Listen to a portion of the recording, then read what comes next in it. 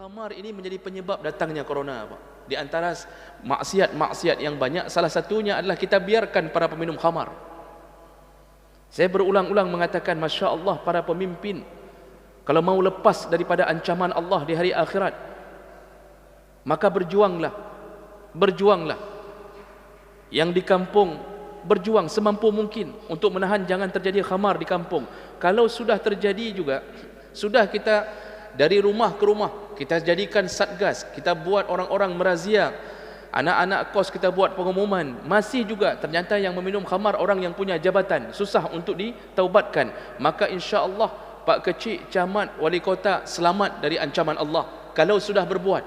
Tapi kalau tidak berbuat, tunggulah bagaimana Allah akan menyelesaikan urusan itu. Kullukum ra'in, setiap kamu adalah pemimpin, wa kullukum mas'ulun an ra'iyatihi, dan semua engkau yang menjadi pemimpin akan ditanya tentang apa yang engkau pimpin. Bapak Ibu yang dimuliakan Allah,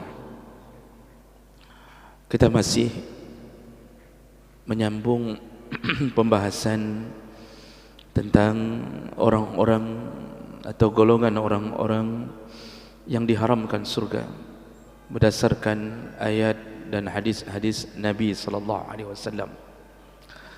Di pertemuan kita yang terakhir, kita sudah membahas salah seorang yang diharamkan surga adalah ad-dayyus, yaitu para suami atau ayah yang kehilangan rasa cemburu kepada istri dan anak-anaknya.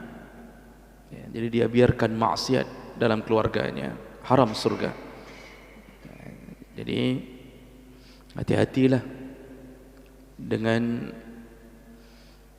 pekerjaan kita yang tidak lagi memperhatikan anak istri, padahal kita orang yang salat, padahal kita orang yang menjaga jamaah salat, tapi istri berpakaian ketat, tidak pakai jilbab di depan rumah.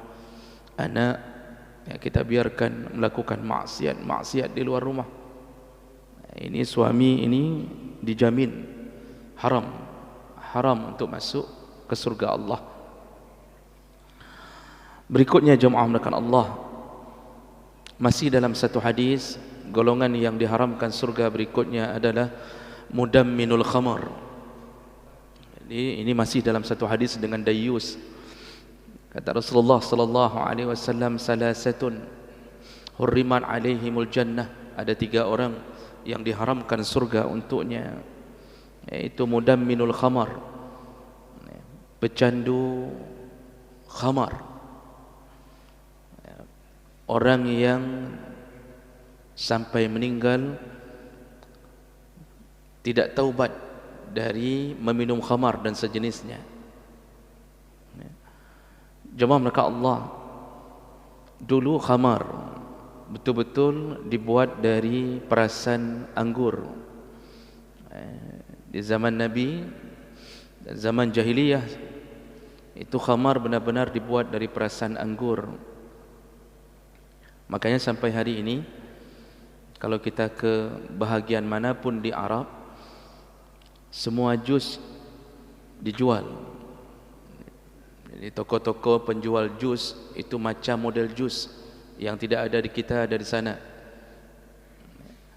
Tapi satu-satunya makanan buah-buahan yang lezat dan bisa dibuat jus tapi mereka tidak mau buat adalah anggur. Maka tidak ditemukan jus anggur. Kenapa? Karena begitu dijadikan jus, disimpan, tidak lama dia akan berubah menjadi khamar. Hari ini di sebahagian negara-negara Eropah, khamar ya, masih dibuat dari anggur ya, kemudian diberi nama dengan wine, dan ini berkembang berkembang menjadi minuman hari-hari.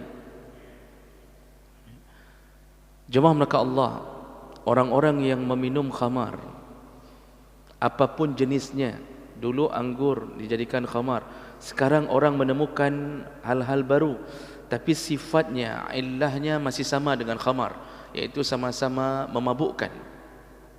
Rasulullah berkata, kullu muskirin haram, semua yang memabukkan haram, illahnya sama dengan khamar. apapun bentuknya. Hari ini ditemukan sabu-sabu, ditemukan beberapa alat-alat narkotika. Orang bisa mabuk dengan ngelem. Jadi lem pun sudah dijadikan sebagai fasilitas untuk mabuk. Orang merasa fly. Atau obat-obatan tertentu. Maka semua itu satu golongan.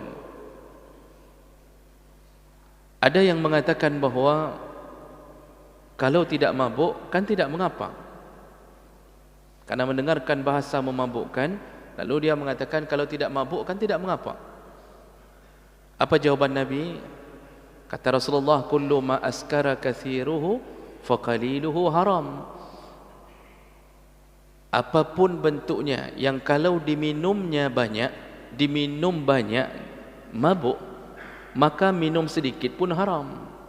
Jadi standarnya kalau diminum banyak mabuk, walaupun setetes haram.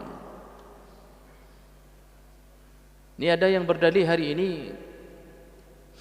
saat mengisap ganja, dia berdalih, "Ilung hana mabuk." Saya tidak mabuk, enggak hilang. Kalau dia diisap dalam keadaan banyak haram, mabuk, maka waktu yang sedikit pun hukumnya sama. Jadi jemaah maka Allah Subhanahu wa taala, Allah benci sekali kepada orang-orang yang meminum khamar dan sejenisnya. Benci sekali. Sampai datangnya ancaman-ancaman Allah melalui lisan Nabi sallallahu alaihi wasallam. Rasulullah sallallahu alaihi wasallam mengancam.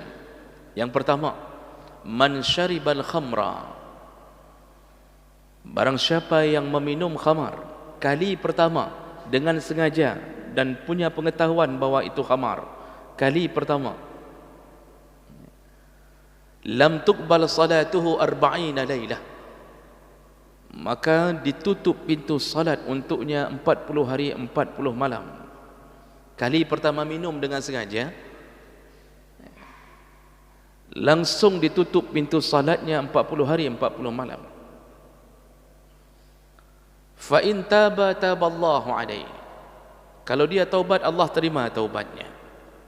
Jadi ancaman pertama, ditutup pintu salat, tidak diterima salatnya selama 40 hari. Ini sama dengan hukuman ancaman bagi mereka yang mendatangi dukun. Man ata kahinan wa sa'alahu an syai' fasaddaqahu lam tuqbal salatuhu 40 lailah. Yang mendatangi dukun, bertanya sesuatu kepadanya, lalu dia mempercayainya, maka ditutup pintu salat untuknya 40 hari 40 malam. Makanya ada hadis Nabi, syaribul khamar ka'abidil ausan. Peminum khamar sama posisinya seperti penyembah berhala. Peminum khamar dosa karena minum khamar, penyembah berhala dosa karena kesyirikan. Ternyata hukumannya sama. Peminum khamar 40 hari tidak diterima salatnya. Penyembah berhala atau semua yang unsurnya kesyirikan, syirik. Orang hari ini tidak sembah berhala lagi, tapi syirik, mendatangi dukun. Ini sama sifatnya dengan penyembah berhala, sama-sama ditutup 40 hari 40 malam. Kata Imam Nawawi, ini karena hadis riwayat Muslim. Jadi kalau dia salat setelah meminum khamar, ini ada orang yang Masya Allah alih pip sampai semayang banyak. Setelah dia mengisap sabu, lalu dia salat berjamaah, atau dia salat, dia tetap salat, tapi dia isap sabu, walaupun hanya sekali-sekali, maka salatnya tidak diterima. Kata Imam Nawawi, salatnya sah salatnya selama syarat dan rukun dia sempurnakan, sah. Dia wudu, tidak ada sesuatu yang membatalkan salatnya, sah. Cuma yang jadi masalah adalah selama dia tidak ada rencana taubat, maka 40 hari semenjak dia minum itu tidak dicatat salatnya. Jadi kalau dia meninggal dalam 40 hari ini, bagaikan orang yang tidak salat. Jadi tidak bermakna di sisi Allah Subhanahu wa taala. Lalu Rasulullah melanjutkan, fa in taba taballahu alaihi, kalau dia taubat Allah terima taubatnya. Fa in ada, kalau dia ulang lagi, lam tuqbal salatuhu 40 lailah, ditutup lagi pintu salatnya 40 hari 40 malam, sudah 80 hari. Kalau dia mengulang minuman kali kedua, tadi sudah sekali kenyang, sekali mabuk, besok isap sabu-sabu lagi atau minum khamar lagi, ditutup lagi 40 hari 40 malam. Fa in taba taballahu alaihi, kalau dia taubat Allah terima lagi taubatnya. Fa in ada, kalau dia mengulang lagi kali ketiga, lam tuqbal salatuhu 40 lailah, kembali ditutup pintu salat untuknya 40 hari 40 malam, sudah 120 hari. Fa in ada fir rabi'ah, kali ini Rasulullah mengatakan, kalau setelah 3 kali minum dan tidak taubat juga, lalu dia ulang kali keempat, fa in ada fir rabi'ah, dia ulang kali keempat, walladhi nafsi biyadihi, kata Rasulullah, demi jiwaku di tangan Allah. Artinya betul-betul Rasulullah bersumpah, la yashrabanna min tinatil khabal. Ini ancaman berikutnya. Jadi ancaman pertama, tidak diterima salatnya. Ancaman kedua, kata Rasulullah, ku pastikan, kata Nabi, ku pastikan, ku jamin, kalau dia mati dalam keadaan tidak taubat, la yashrabanna min tinatil khabal, di akhirat, yaumul qiyamah, dia akan masuk neraka, kemudian setiap hari, setiap detik diminumkan tinatul khabal. Sahabat tidak pernah dengar kalimat tinatul khabal. Lalu sahabat bertanya, ya Rasulullah, ma hiya tinatul khabal? Apa itu tinatul khabal ya Rasulullah? Kata Rasulullah, sadidun min ahli nar. Tinatul khabal itu adalah darah bercampur nanah yang keluar dari penduduk neraka. Darah bercampur nanah keluar dari penduduk neraka, setiap hari menjadi minuman. Minuman bagi orang yang meninggal dalam miras oplosan. Minuman bagi mereka yang tidak ada rencana taubat dari sabu-sabu atau dari narkoba, ganja ataupun khamar. Jemaah melakukan Allah, ini penyakit di kita hari ini. Masya Allah, anak-anak muda kita hancur generasi. Dulu sampai zaman tabi'in orang masih suka menuntut ilmu. Hari ini ilmu tidak suka lagi dituntut. Memang tanda kiamat, kata Rasulullah, diangkatnya rasa suka untuk menuntut ilmu. Orang tidak suka lagi menuntut ilmu.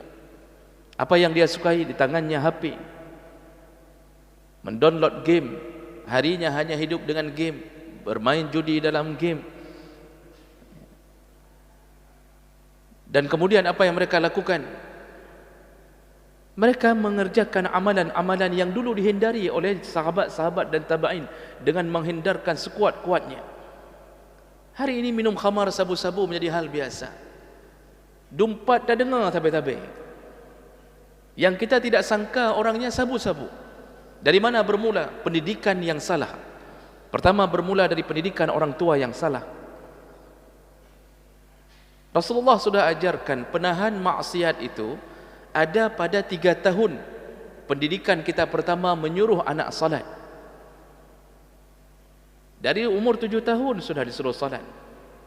Dan itu wajib bagi orang tua, walaupun belum wajib bagi anak tersebut. 7 tahun salat terus-terusan jaga sampai umurnya 10 tahun, kata Rasulullah. Bahkan diizinkan memukulnya.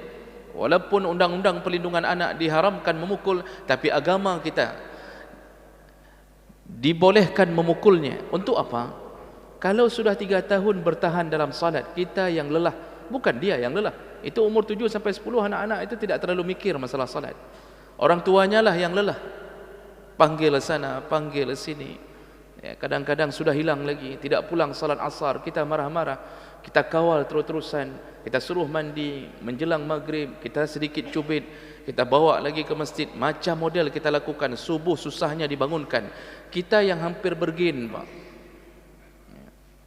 Kita yang tidak tahu lagi mau buat apa, sang-sang menyujud, cita tipai. Kita yang lelah, siang malam kita lelah. Bertahanlah 3 tahun. begitu salatnya dia cukupkan, tidak tinggal satu waktu pun selama 3 tahun, itulah penahan maksiat. Inna salata tanha 'anil fahsya wal munkar. Salat itu bisa mencegah kekejian dan kemungkaran. Itu penahan anak kita.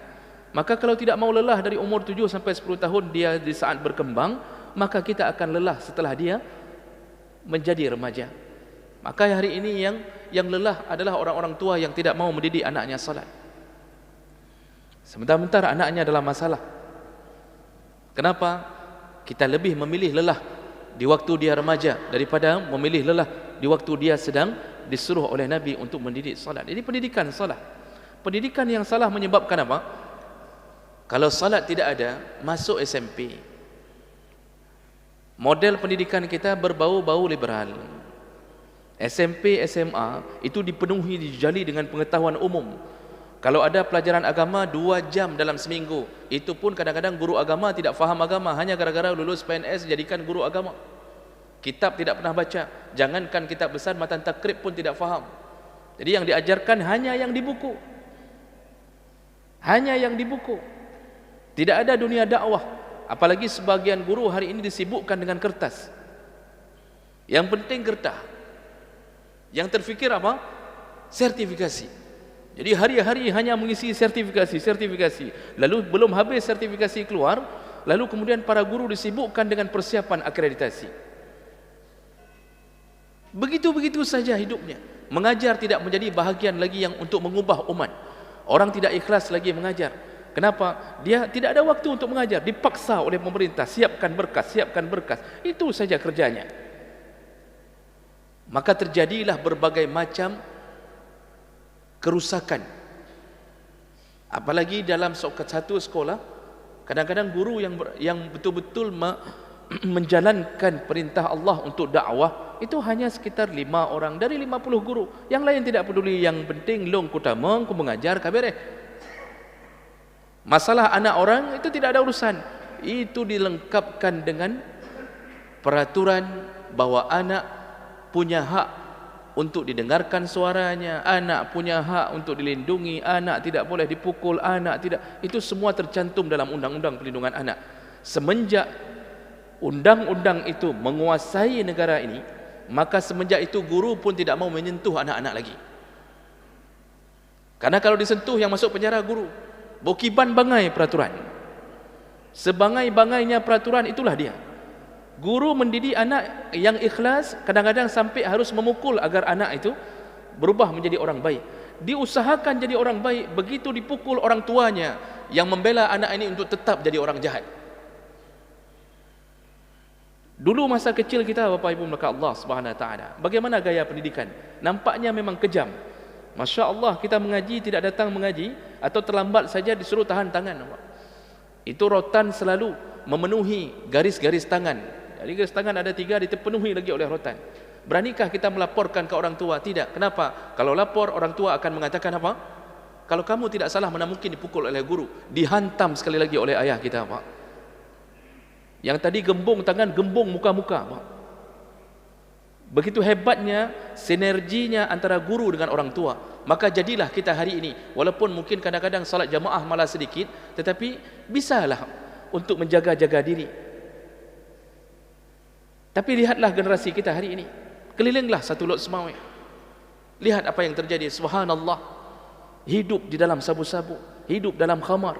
Mereka mati di dalam urusan-urusan seperti itu. Hidup di kedai kopi.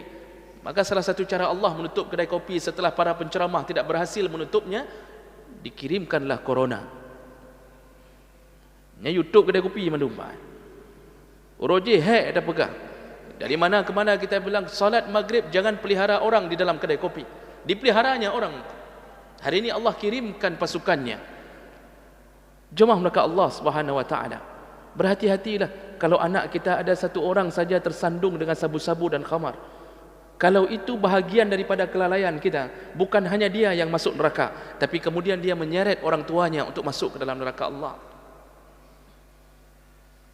Jemaah mereka Allah, di dalam kitab Irsyadul Ibad ila Sabilir Rasyad karangan Imam Al-Marbawi, ya, disebutkan dulu di masa tabi'in salah seorang ulama tabi'in dari Iraq yang dikenal dengan Fudail bin Ayas, atau lebih sering disebut Qadhi al-Ayas.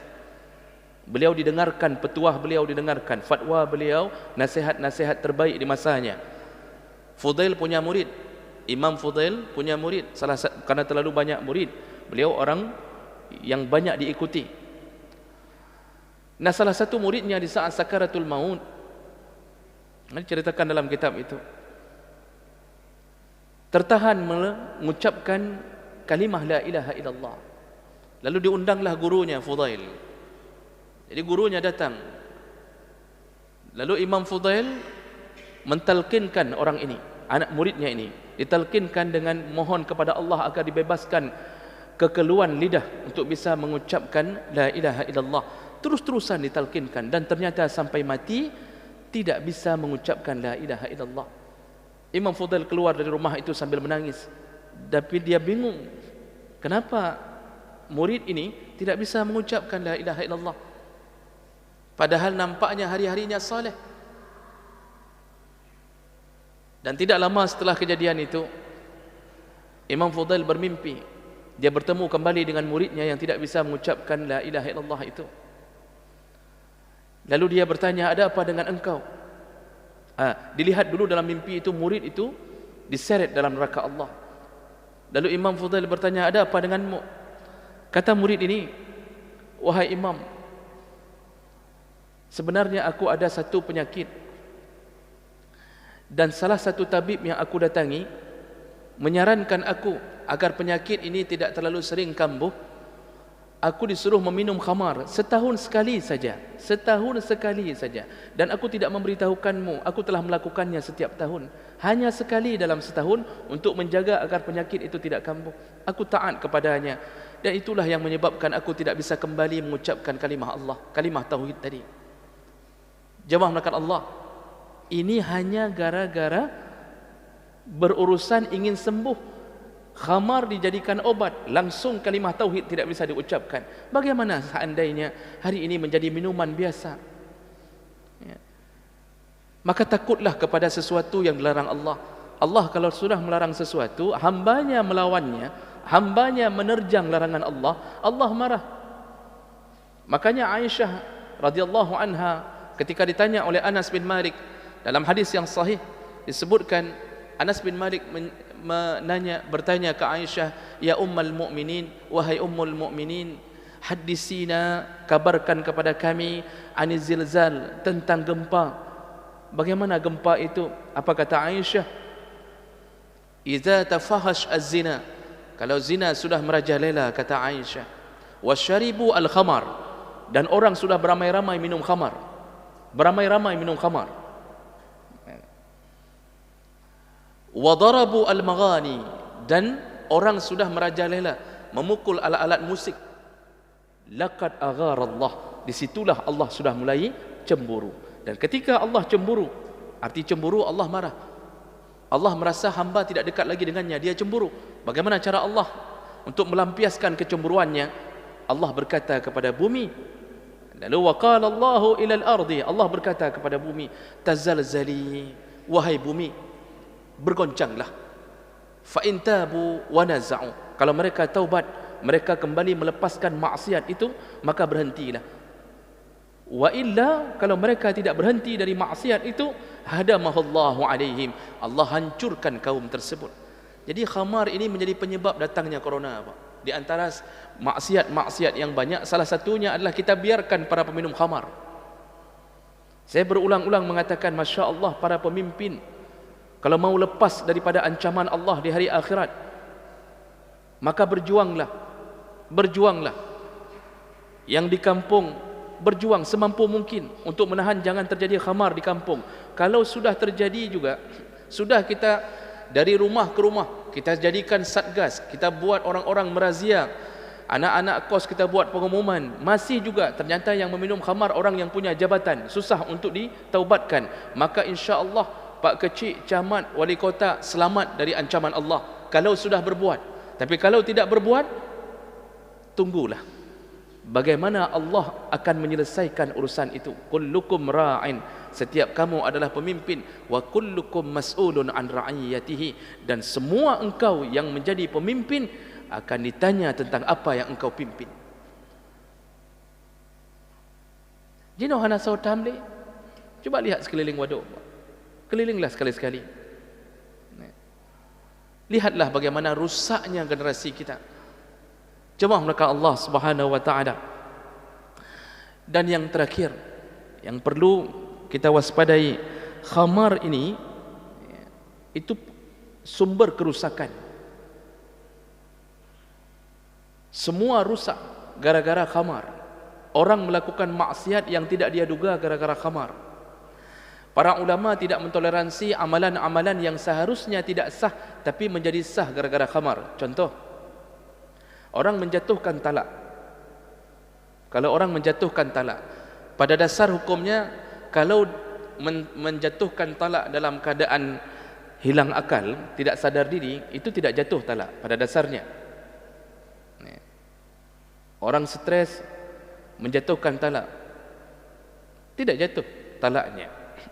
Tetapi para ulama sepakat, kalau dia hilang akalnya gara-gara lebih dahulu dia minum khamar, mabuk, sengaja mabuk, lalu marah-marah dengan isteri, dia jatuhkan talak, maka jatuhlah talaknya. Kenapa? Dia sengaja menghilangkan akalnya sendiri. Orang yang tinggal salat, kalau hilang akal tidak ada qada. Orang gila itu tidak ada qadanya. Jadi jangan coba-coba suruh orang gila untuk mengqada salat. Hilang akal menyebabkan qada salat tidak ada. Jadi Allah maafkan, Allah gugurkan dia. Tetapi sepakat para ulama, kalau seandainya hilang akalnya gara-gara khamar, pungo gara-gara ganja, pungo gara-gara sabe, banyak Pak, banyak sekali yang gila gara-gara sabu-sabu. Di kampung saya Pak, jangan tanya di mana kampung saya, yang penting kampung saya Pak. Di kampung saya itu ada anak muda berkali-kali diingatkan ke orang tuanya. Hari ini berumur sekitaran 35 tahun. Hari ini diingatkan ke orang tuanya, anak bapak sudah mulai sabu-sabu. Kata orang tuanya, mana mungkin, kami kan keluarga baik-baik, mana mungkin. Akhirnya orang malas melapor. Anaknya diam-diam selalu menghisap sabu-sabu, diam-diam. Sudah bertahun-tahun lamanya dia melakukan itu. Dan hari ini sampai hari ini Pak, kemarin saya pulang kampung masih ada beliau. Sampai hari ini beliau sudah gila sekitar 10 tahun yang lalu, sudah gila. Dan apa yang beliau lakukan? Hari ini berdiri di gerbang pintu kantor camat. Lalu dia ceramah seperti khutbah Jumat. Oh, dia bilang minum khamar itu haram. Setiap orang mendengarkannya. Jika pungo gara-gara khamar, dia pungo gara-gara sabu-sabu, maka orang yang duluan menghilangkan akalnya sendiri, ketika sembuh, walaupun 10 tahun gila gara-gara dia sabu-sabu, begitu sembuh seluruh salatnya wajib diqadha. Karena dia yang telah mengundang kepungoannya sendiri. Begitu kesepakatan para ulama. Jadi tidak ada toleransi. Jadi khamar ini merusak sekali, merusak sekali. Makanya Utsman bin Affan waktu cerita ke sahabat yang lain dalam salah satu hadis, kata Utsman, aku mendengar Rasulullah di masa Bani Israel ada seseorang ahli ibadah, abid, dia jaga-jaga ibadahnya. Lalu pada suatu hari dia diundang oleh seorang pelacur yang ingin, pelacur itu mengatakan, datanglah ke rumah, aku ingin engkau menjadi saksi. Dia tidak sebutkan saksi apa. Setelah dia datang, ternyata pelacur itu sudah memakai baju seksi, dan kemudian di sampingnya ada anak-anak, dan kemudian ada khamar. Ditutuplah pintu, lalu si pelacur mengatakan, engkau kuundang bukan untuk menjadi saksi, tapi untuk berhubungan denganku. Atau kalau engkau tidak mau berhubungan, maka bunuhlah bayi ini, bunuhlah anak ini. Atau kalau engkau tidak, maka minumlah khamar. Kalau tiga-tiganya engkau tidak lakukan, aku akan berteriak bahwa engkau telah datang untuk memperkosa aku. Akhirnya orang saleh ini tidak tahu membuat apa, takut jadi fitnah di tengah masyarakat, pintu sudah dikunci, dia sudah datang, maka hati-hati menerima undangan dari pelacur. Doa berat itu kan. Jemaah mereka Allah, Lalu dia mengatakan, aku tidak akan berzina dan aku tidak akan membunuh anak ini. Satu-satunya yang dia fikirkan paling kecil yang bisa dia lakukan menghindar dari fitnah itu minum khamar. Akhirnya dia minum khamar. Setelah dia minum khamar, dia mabuk, hilang akalnya, dan seterusnya apa yang dia lakukan? Dia berzina dengan pelacur ini. Setelah itu dia membunuh bayi ini. Makanya ulama mengatakan khamar itu biang dari semua kerusakan. Kalau sudah khamar, anak akan lawan orang tua. Pacaran dianggap biasa, berzina juga dianggap hal yang biasa dilakukan. Gara-gara apa? Kita mengatakan bahwa yang penting jangan membunuh ya anak, yang penting jangan berzina. Kalau sampai-sampai itu ayah pun dulu biasa itu. Sampai sekarang pun ayah masih melakukannya. Itu yang ditangkap dulu itu kawan ayah. Ayah sudah pernah ditangkap, alhamdulillah, di penjara pun ayah bisa lepas mudah segala macam. Akhirnya rusaklah semua. Sekarang paling banyak kasus perceraian juga gara-gara seorang suami yang sudah tidak bisa melepaskan diri dari sabu-sabu dan khamar. Makanya Allah haramkan surga bagi para peminum khamar. Mudah-mudahan ini menjadi renungan bagi kita untuk berjaga-jaga agar tidak jatuh ke dalam dunia maksiat ini. Subhanakallahumma bihamdik asyhadu an la ilaha illa anta astaghfiruka wa atubu ilaih. Wassalamu alaikum warahmatullahi wabarakatuh.